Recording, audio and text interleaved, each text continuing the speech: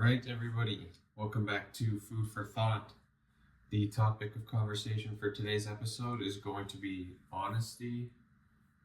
Should you be honest? Why you should be honest? All of that kind of stuff. So let's hop right into it.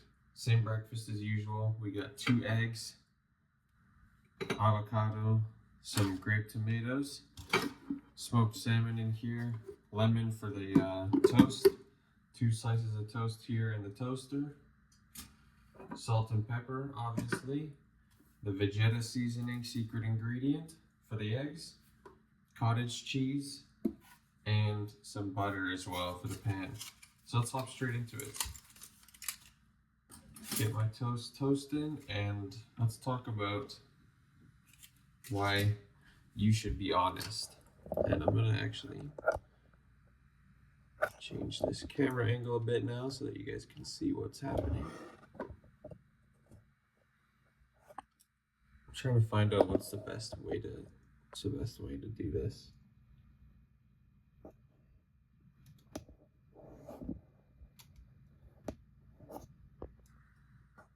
We'll go like that for now. Okay. Let's talk about why you should be honest. So, me personally, as a Christian, I believe that, and not just because I'm a Christian, but I also just believe that this is the best way to live your life. But I believe that being as honest as you possibly can be in every scenario is going to lead to the best outcomes, not only for you, but for everyone around you. And I'm trying to analyze why I think that. First of all, because I'm a Christian. I believe Jesus is God, and I believe that telling the truth is in line with his teachings. Although I haven't read through all the Gospels just yet, I actually just started. It's weird. I'm going to digress for a second here. I kind of have had an unconventional pathway in terms of how I've read the Bible. When I started reading the Bible, I didn't really know what to start with. So I kind of just started at the start. I started with Genesis. And I started reading maybe one chapter a day around that. And I just started going through the whole Old Testament, which if you guys have read the Bible, the Old Testament was before Jesus, and that was a lot of past Israel and kind of the history on that and how God chose them as his people. Anyway, that's not important right now. The fact is that I went through that and I've gotten all the way up to Joshua, but then I'm kind of branching out now, and I started reading the Gospels not that long ago, and I'm on Matthew right now. That's the first one. I just actually finished going through the Sermon on the Mount, which is amazing. If you guys haven't read that, I urge you to read that, even if you're not a Christian. It's just great knowledge and wisdom, in my opinion. And I think if anyone reads that, they'll say it's the same. So let's get our eggs in the pan here. Messed it up already. Got some shell in there. I'm trying to learn how to crack with one hand better, but I'm not doing that well, obviously.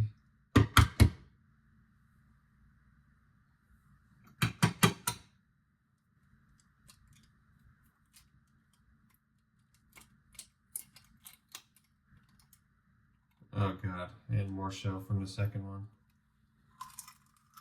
Uh-oh. Alright, we gotta get all this out. It's hiding.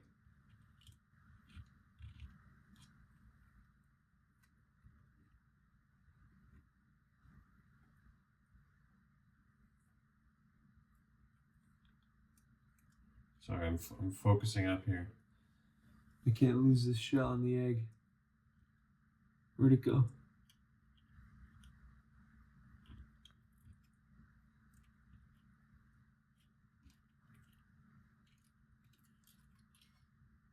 Got one piece. Oh man, I really messed this up. Well, that one might just be lost to time. Oh no, found it. Yes. Got it. Whew. Close call. Alright. Let me just throw these away and wash my hands really quick.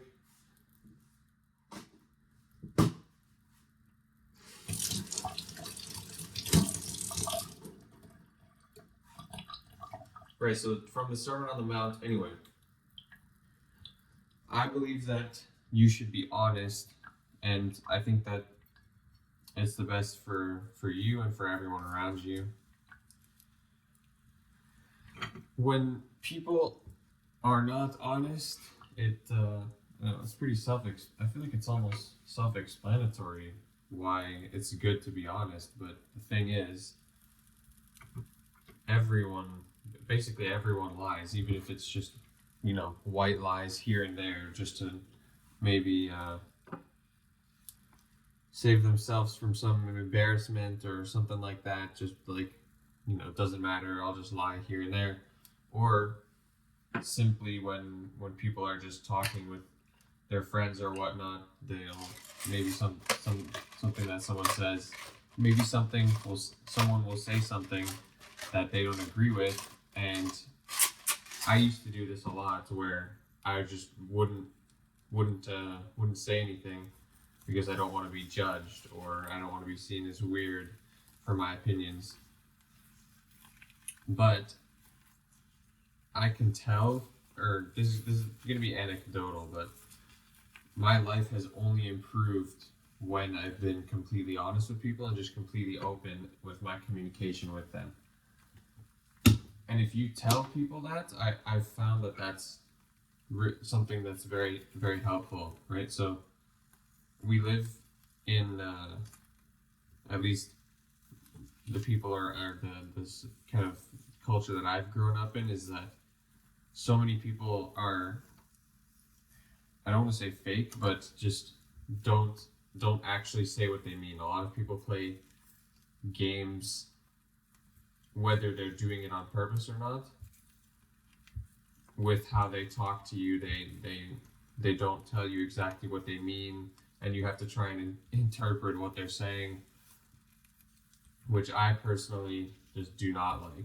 I don't like having to try and interpret what people mean when they're saying something.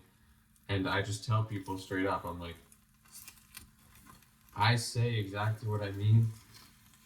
You don't have to try and interpret what I'm saying, just take it at face value. And I think that that's something that's super helpful, because it takes all the guesswork out of interacting with me and communicating with me, and it's made all my relationships a lot easier to navigate personally for myself. Secret seasoning into the pan. This is what's really going to give the eggs that nice little kick. Not even a kick, but just that extra flavor. All right. So,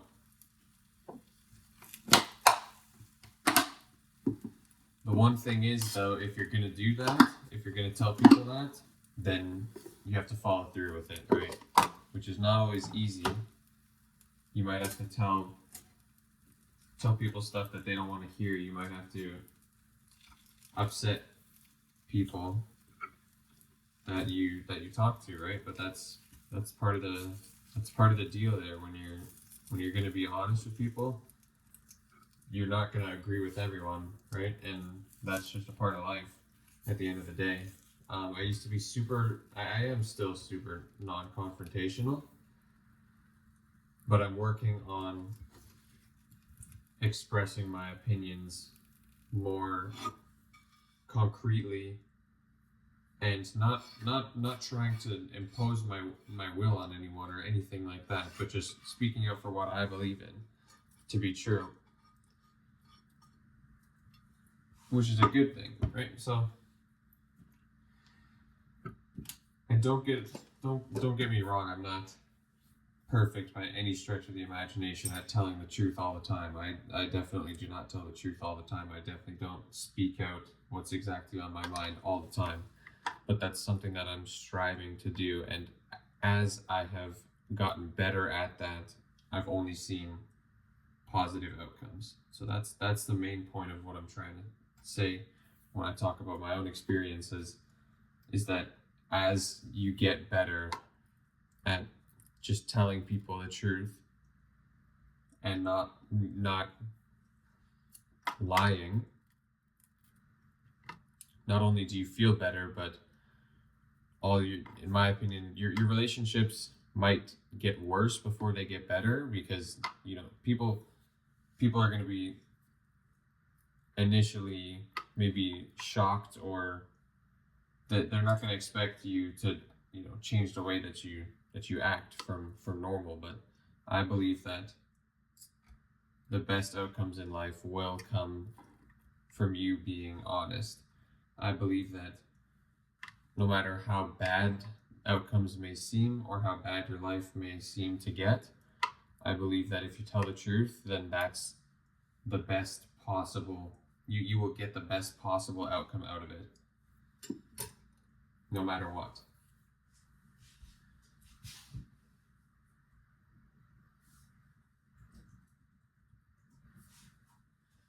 And that's kind of the main gist of what I'm talking about here. I want to actually really quick talk about this channel and kind of the plans that I have coming up for what other content I'm going to post on here, because this is not just food for thought. Is not going to be the only thing I post here, right? I want to learn how to cook better. I want to branch out and diversify my arsenal for cooking. So I'm thinking something along the lines of maybe committing to learning one new meal a week and making a video about it. Something like that. And if you guys know me, I'm pretty passionate about healthy eating and promoting healthy lifestyle, exercise, and all that jazz, which I might end up incorporating as well into my videos, some sort of content about my fitness journey, but that's a conversation for a whole nother video. Anyway, I'm thinking I'll definitely do some normal recipes, because I don't know, they're just fun, and it's good to have some balance, I believe, in your diet, if you're aiming for truly being able to sustain a diet for your whole life. I don't like how the word diet is perceived by most people, because when someone says diet, most people think of negatively restricting themselves, and there's a lot of negative connotations that come with the word diet. But I just, when I say diet, I just mean what you eat. So everyone has their diet that just differs between person to person. You can have a healthier diet, you can have an unhealthier diet, So I'm thinking I'll choose one recipe a week, and I don't know what proportion of them I would do this for, but I could just choose a recipe and then find ways to make it healthy and test those out for you guys, right? So let's say there's like a pasta dish or something that has a lot of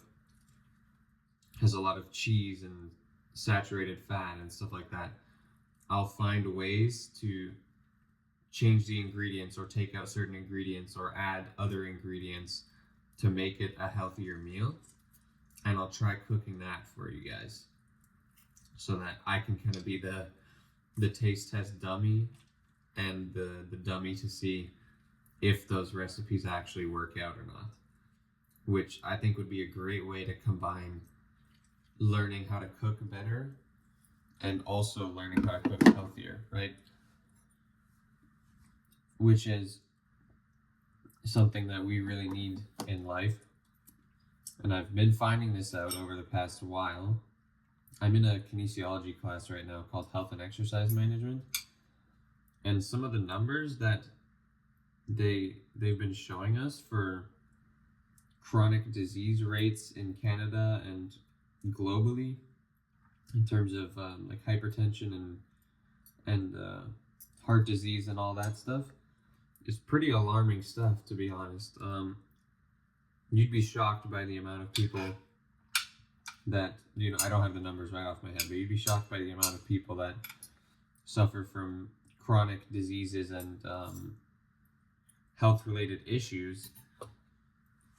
And you would also be surprised by how preventable they are, just by making some lifestyle changes, introducing exercise, introducing a heart-healthy diet, which is,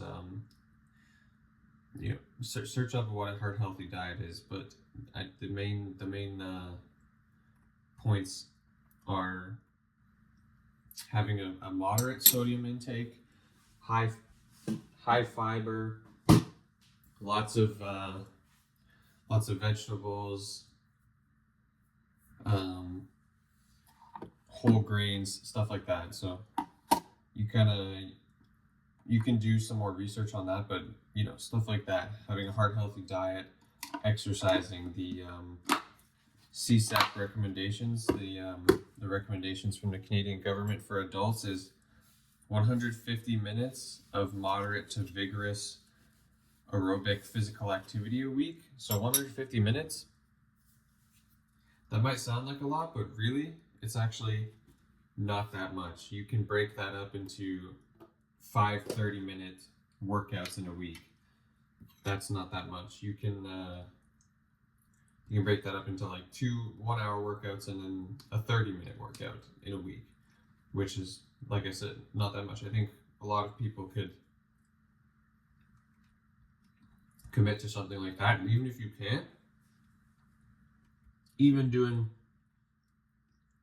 half of that, 70 minutes a week, if you're untrained, even doing 70 minutes a week is super beneficial for your health.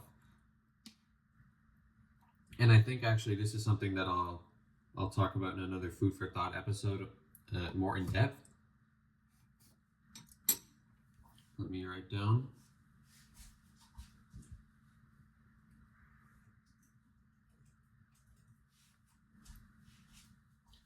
But yeah, getting in aerobic physical activity is super important for health. As well, you want to actually introduce some at least two resistance training sessions a week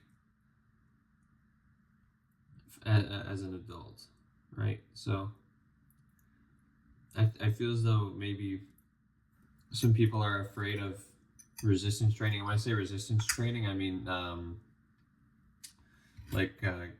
going to the gym and lifting some weights, or it doesn't have to be weights, but kind of like muscle strengthening, muscle building movements are super beneficial for health. And you don't have to be a crazy bodybuilder type of person. You can just go, you can do body weight workouts, there's so many different options, which is excellent as well, because a lot of people get intimidated. I feel like they feel like maybe they'll be judged, or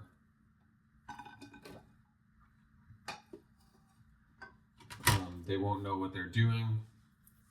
But the specifics aren't that important, but if you want some specifics, you can focus on doing a lot of compound movements. So that's movements that use like a lot of different muscle groups in your body. So stuff like bench pressing or squatting or deadlifting. Obviously you have to build up to those. You shouldn't just necessarily start right away, probably, if you're untrained, and especially if you're older. But those are things that are really beneficial because they help with more functionality in your life. So it helps you to Let me just count these really quick.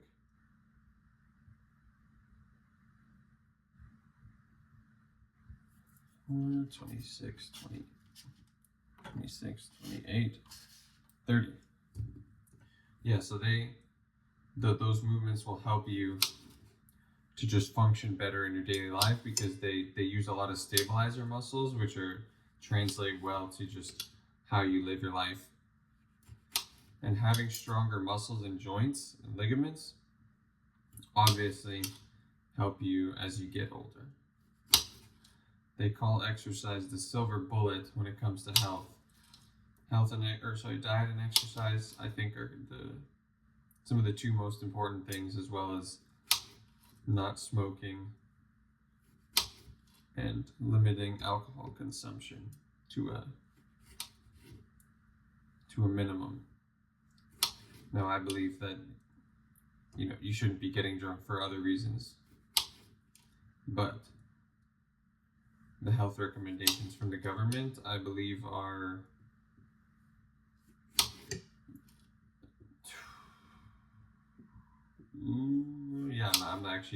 I don't remember for sure, so I'm not gonna quote you guys a bad number that I'm not sure that I remember. So anyway, all that was branching out from what the future plans are for this channel, but I think that would be super fun, and I would try and make good tasting recipes, because that's also something that I want to do just for myself. I want to be able to have more good tasting recipes. If you guys were watching the past couple episodes, I was talking about how I get kind of stuck over the past little bit, I've been kind of stuck eating the same stuff over and over, which, I've made this same breakfast for like the past 5 days, but I actually don't mind. I don't mind this. This is a really good breakfast. I like this breakfast a lot. But the point stands is that I've been getting kind of stuck eating the same stuff over and over, and then that leads to me maybe getting bored, or maybe feeling like I need a cheat meal, or like I need to eat some unhealthy stuff. So I think that if I'm able to diversify my arsenal a bit more, what I'm able to cook, how I'm able to make it, just have different flavors in my arsenal, that would give me the ability to be able to stay on track with my dietary goals, more consistently.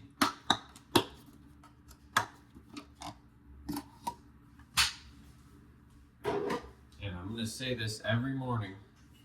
I don't understand personally why people don't like to warm up their food in the microwave, specifically when it doesn't really affect how the food is. So for me, for those fried eggs, I don't. No. Oh no. My toast.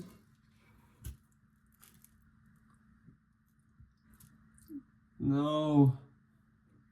This is a tragedy. This is the first time this has ever happened. Okay. I gotta focus up. Take this out. Take this out. Scrape out this cottage cheese onto the toast. I'm saving everything I can. Get this in there.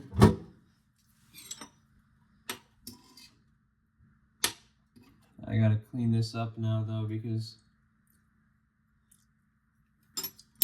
if you guys have a stove like these, you know that they are super hard to clean if stuff gets burned on there.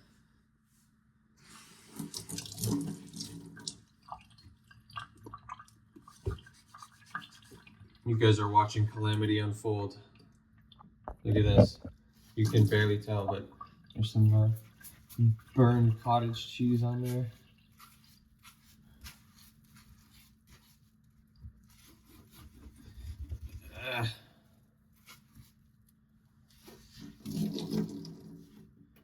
Okay. Whew. I think we're good. I think I caught it in time before it really burned on there. Also, the The burner was on as low of heat as it could possibly be. Whew. Thank God. That could have been really bad. Okay, well, there's my mangled piece of toast. That's like the saddest thing that's ever happened to me. That's also never happened to me before, which is kind of shocking now that I think about it, because I'm playing a dangerous game using my fork to transport the the toast around. Now that I think about it, but I'm gonna keep doing it. Learn my lesson. Got to be more careful. Okay. It's not the end of the world. It looks completely mangled, but it'll be edible. That's all that matters.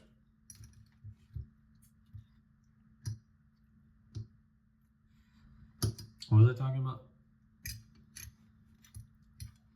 All right, warming up eggs in the microwave. So with eggs and a lot of other stuff, I don't really notice a difference between when, you know, it's just fresh out the oven versus in the microwave or versus coming out of the microwave. So you just put it in the microwave and make sure it's nice and warm for when I eat it. Seems pretty rational to me, but you guys let me know in the comments. So let's do main takeaways for this meal and this food for thought episode. I believe that you should be honest, not only because it's in line with the teachings of Jesus, who I believe is God, but I believe that it will provide you with the best outcomes in your life and for those around you, because it makes communication so much easier. You know, if everyone was just honest with each other, there would be no misunderstandings, right? But we live in a world where lies are extremely normalized, and I think that it would be a great thing to change that one day. Let's start a truth, an honesty, truth revolution. Anyway, so I think that you should be as honest as possible, and you don't need to be perfect, but you just gotta each day here and there, you know, you catch yourself in a lie, you can, you know, rectify that, fix it. You can just progress little by little, day by day, and that's a great way to do that. So here is breakfast for the day, and thank you guys so much for watching. I'll see you guys in the next episode. Let me know what you thought of this new camera angle. I think I might switch to this camera angle because you can kind of see me better, you can kind of see what's happening better, I think. So yeah, see you guys in the next episode. Thank you for watching.